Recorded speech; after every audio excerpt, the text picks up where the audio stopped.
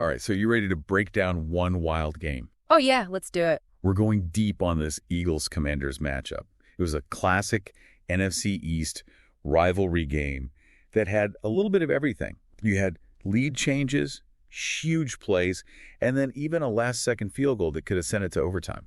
Yeah, and this wasn't just another game. These two teams were fighting for playoff positioning, and you could really feel that intensity. Oh, absolutely. The Eagles came out hot. That opening drive they had was a statement. Jalen Hurts was in command, leading that signature Eagles no-huddle offense down the field. That's interesting, because that no-huddle, it wasn't just about tempo. It was almost like a way to expose a weakness they saw in the Commanders' defense. Earlier this season, the Commanders had struggled against teams that pushed the pace and forced them to make quick decisions. Oh, that's a great point. The Eagles clearly did their homework. And it paid off with that touchdown to A.J. Brown. Exactly. It was classic Eagles. Power running and then precise passing. It really set the tone early. But the Commanders didn't just fold, though. Sam Howell really impressed me. With his poise, they answered back with a balanced attack. And, wow, Terry McLaurin, he was making some unbelievable catches. He's such a threat. He has this way of just finding those holes in the coverage, making big plays when they need him the most. I mean, he's clearly Howell's favorite target. Yeah. And they tied it up at 7. For a minute, I thought it was going to be a shootout back and forth, but then the second quarter really took a turn. Yeah, the second quarter was different. I think the key turning point was that turnover forced by Hyson Reddick. That guy is an animal. That sack on Howell, forced fumble.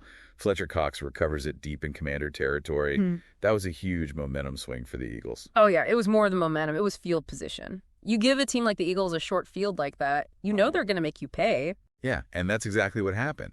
Hurts finds Goddard in the end zone, and they take the lead. And it just felt like at that point the Eagles' offense was clicking. DeAndre Swift was starting to find some running room.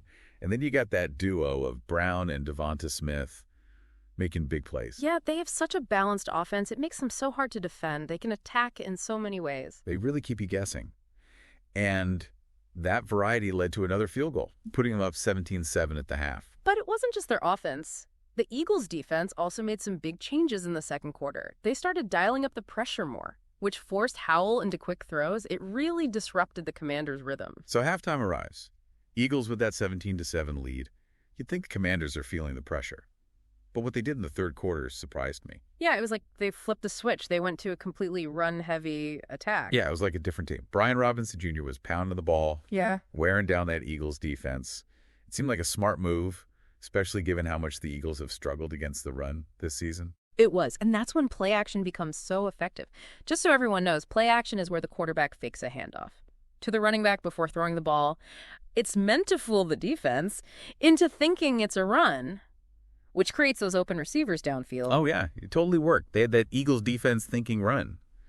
And then, boom, Howell hits Logan Thomas for a big gain. It was a beautiful play. It was. And those play-action passes with Robinson's running really opened up the Commanders' offense. They put together this incredible drive, capped off by that deep pass to McLaurin, setting up Robinson's touchdown run. And all of a sudden, it's 17-14. We've got a game. Yeah, you could feel the momentum change. The Eagles looked rattled. The crowd was going crazy. It was setting up to be a classic fourth-quarter battle. And, man, the fourth quarter of this game was a roller coaster. It really was. The Eagles answered right back with a clock-eating drive of their own, really showing why they're one of the best teams in the league. Hurts was unstoppable, making plays with his arm and his legs. Yeah, it was textbook dual-threat quarterbacking. Yeah. Extending plays, scrambling for first downs. He really wore down the Commanders' D. Oh, he did. And you can't forget about Devonta Smith. That catch he made on the sideline was insane. That catch was unbelievable. It was a huge moment on that drive. And it showed how Smith can step up in big moments. Yeah. They ended up scoring again on a Swift touchdown run, extending their lead to 24-14. And at that point, I thought they might run away with it. But the Commanders, they just kept fighting. I was really impressed with how resilient they were, even when they were down. They never gave up. Howell never lost his cool, and they kept making plays. Yeah, Howell was incredible, especially under pressure. Late in the fourth, he puts together this incredible drive, connecting with Curtis Samuel on those quick passes, and Robinson kept running hard. It really showed how much Howell has matured. He didn't force anything. He took what the defense gave him and kept the drive alive. And they got within 3 points. After a touchdown pass to Jahan Dotson, this stadium was going nuts. It felt like either team could win it. The tension was unreal. Every decision felt huge.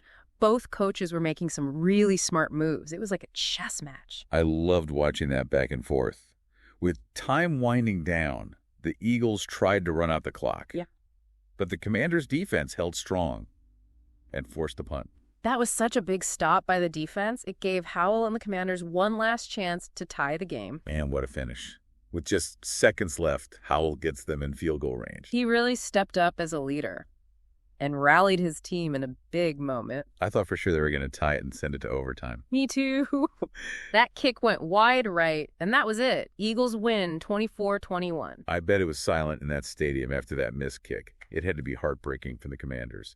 But you have to give them credit, they never quit. Absolutely. They pushed the Eagles to the limit. This game just shows you why the NFC East is so fun to watch. It's always a battle.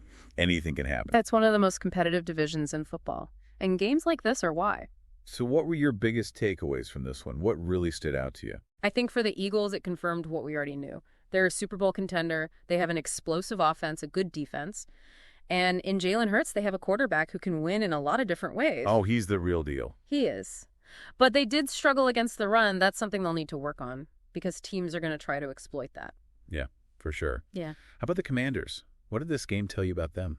I think they showed that they're a team on the rise. Sam Howell looks like a future star. And with their run game and some of the young talent on defense, they could be a problem in this division. Yeah, they definitely proved they're not going anywhere. No, they didn't. And I think this game was a great example of how important coaching is.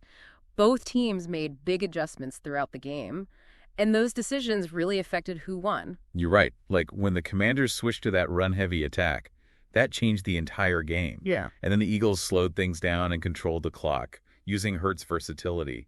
It was fun to watch both coaches work. It's a chess match. What about the rivalry itself?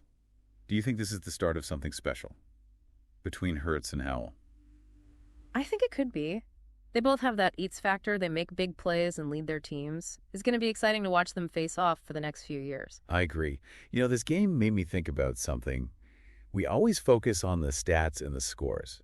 But the thing that really makes me love football is the human element. These are real people out there, giving everything they have to chase their dream. I know what you mean. It's easy to forget about all the hard work and dedication it takes to play at this level. That's why it's so relatable. We all face challenges in life. But we have to keep going, just like these guys. Yeah, it's inspiring. And it's a good reminder that anything is possible if you have the passion and the drive. And never quit. You know, and this game wasn't just about what happened on the field. It was about the fans, the energy in that stadium, the history, the rivalry. You could feel it. NFC East games, they're always different. The crowd was electric. You could tell this game meant something to them. It felt like the fans were a part of it, like they were living and dying with each play. These are the games that remind you why we love football. It's more than just the game itself. It's the emotion, the drama, the shared experience. It's captivating, right? All those unexpected plays, the moments that leave you stunned, like that last-second field goal attempt that missed. It was rough for the Commanders. But you know it's those moments that you remember. You're right about that. And this game had a lot of them. From Hurts escaping pressure, to McLaurin's catches, to Robinson just running people over. We saw some amazing plays from those guys. But it was a team effort. Both sides gave it their all. That's what makes it so fun to watch. So as we wrap up this deep dive, what's the one thing you want our listeners to take away from this game? Don't underestimate heart and resilience. Both these teams faced adversity, they made mistakes, but they never quit. They kept fighting. I like that. And you know, that's something we can all learn from. It doesn't matter what challenges we face. We can always choose how we respond. We can give up or we can keep pushing forward, just like these players. Sports have a way of inspiring us. They teach us things. Yeah. Remind us that we can do anything if we believe in ourselves and don't quit. Couldn't have said it better myself. And with that, we'll leave you with this. Keep exploring, keep asking questions, keep diving deep into the things you care about. Thanks for joining us. Today is your lucky day. Today is the day that our $3 website works for you, paying you directly to your PayPal daily. Imagine $3 ongoing continuous payments to your PayPal account. Imagine falling asleep and waking up to $300 in your PayPal account. How would this make you feel? How could this help you? What bills could you pay? What kind of fun could you have? What does that retirement look like now? All for a one-time payment of $3. This website is DFY done for you, fully built and completely hosted, and never stops collecting payments for you. You have spent $3 on coffee on a regular, but that coffee won't help you create multiple streams of income. Click the link below.